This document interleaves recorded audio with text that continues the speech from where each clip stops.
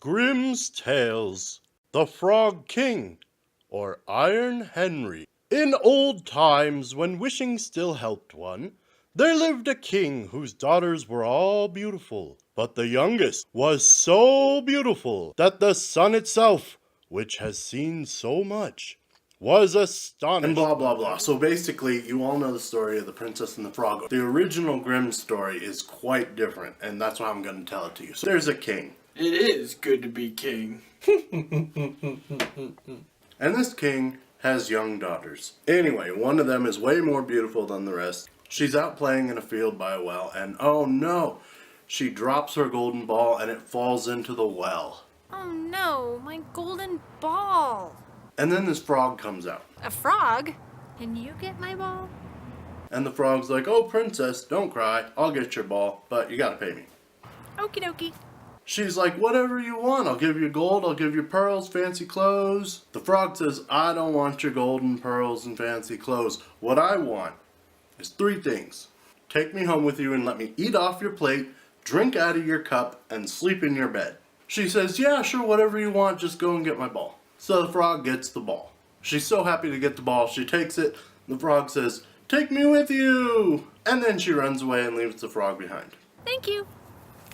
Later that night, she's eating and there's a knock at the door. The king doesn't know who it is, so the little girl explains to him, "Oh no, it's nothing terrible, just an ugly frog." A frog? King says, What does the frog want with thee? Little girl explains, "Oh, well, I told him if he got my ball, this and that." Then the king says to her, That which thou hast promised, thou must perform. and she's like, yeah. So she goes and gets the frog, and he eats off her plate, and he drinks out of her cup, and he's like, "Oh, I am lay tired. Take me up to your bed so I can go to sleep." And the little girl's sad, and she's like, "Fine." So she carries the frog into her room.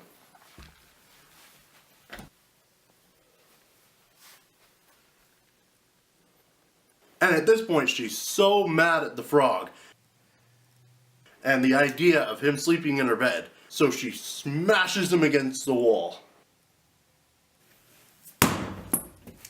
Now thou wilt be quiet, odious frog. But when he splats against the wall, he's not a frog anymore, he's a prince. With beautiful, kind eyes. How you doing? So the prince is so excited about being freed from being a frog that he says, "Marry me." Okay. And then they live happily ever after. La. Or do they? As it turns out, the story's not even about them. But let's hold that thought for a second. What do you think the witch was thinking when she turned the prince into a frog in the beginning? There's always one way to break the spell. She had to have been like, "And the spell can only be broken by true love's first kiss." That's so overused. By smashing him against a wall! but back to the main character, who you don't even meet until the last paragraph. I'm actually the main character. While the prince and princess are busy living happily ever after, they hear a sound. Well, what in the world was that?